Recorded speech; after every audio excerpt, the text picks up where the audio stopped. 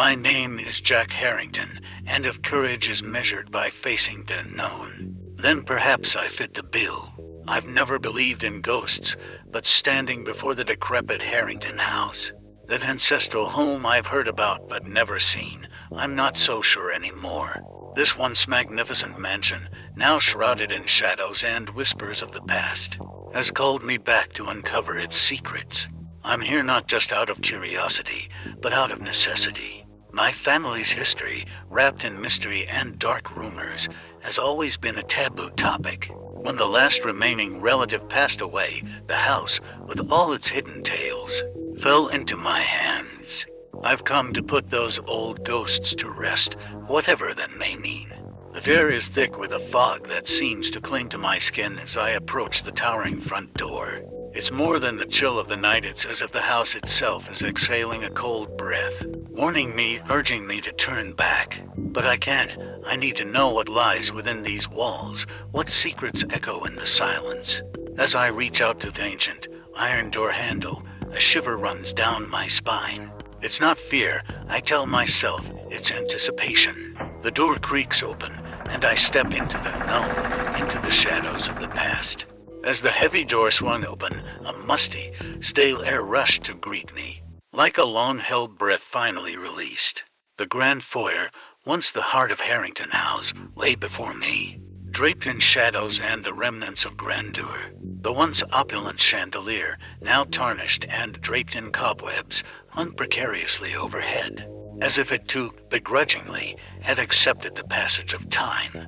I fumbled for my flashlight, its beam slicing through the darkness.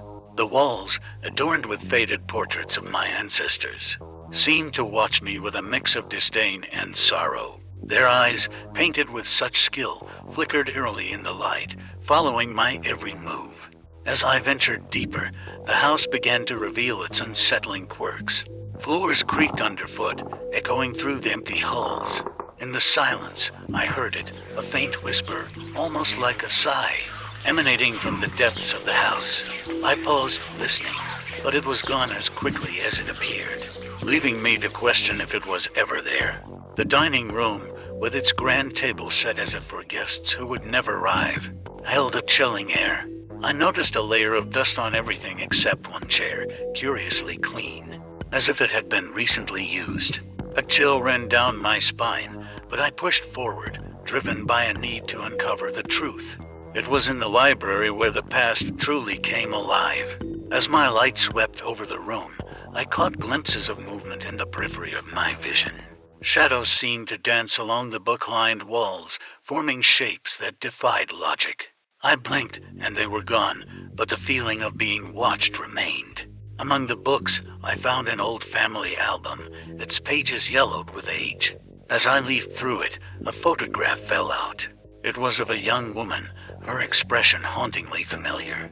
On the back, in faded ink, a name Elizabeth -1893, a sense of connection washed over me. Elizabeth, a relative long gone, yet somehow I felt she was key to the mysteries of this house.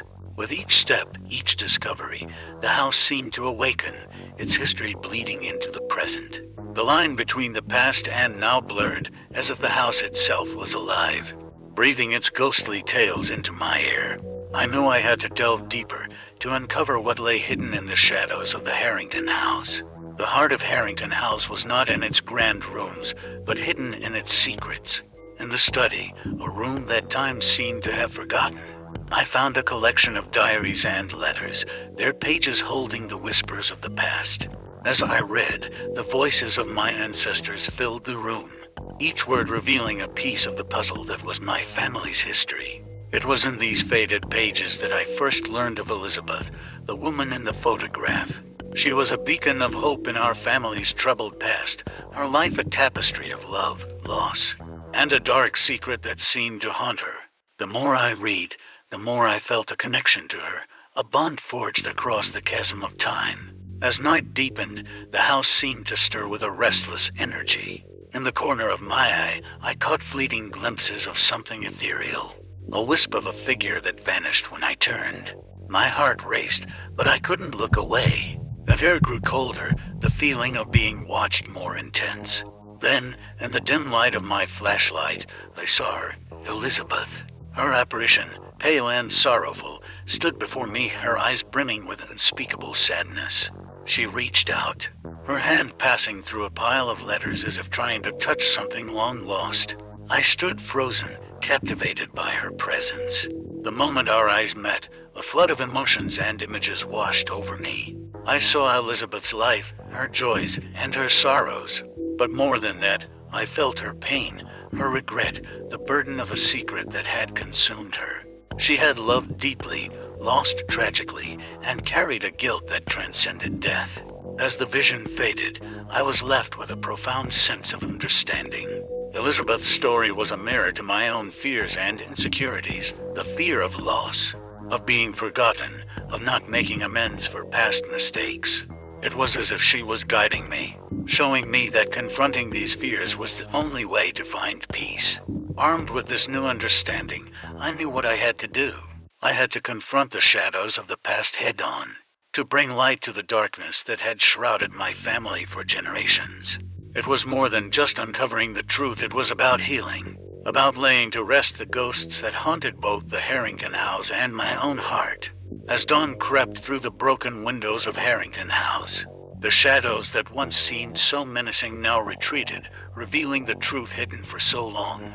The diaries and letters I found, combined with Elizabeth's ghostly revelation, painted a clear picture of the past, a tale of love entangled with tragedy, leading to a curse that had lingered over the family. The truth was both simpler and more tragic than any ghost story. Elizabeth had fallen in love with someone her family disapproved of, a love that ended in tragedy. Unable to bear the loss, she spent her days in sorrow, her spirit eventually becoming part of the house, trapped in her own despair. Understanding this, I realized that the hauntings were not a malevolent force, but a manifestation of unexpressed grief and pain. It was this revelation that allowed me to see my own life in a new light. I had always feared becoming entangled in my family's troubled past, but now I saw that understanding and confronting it was the only way to move forward.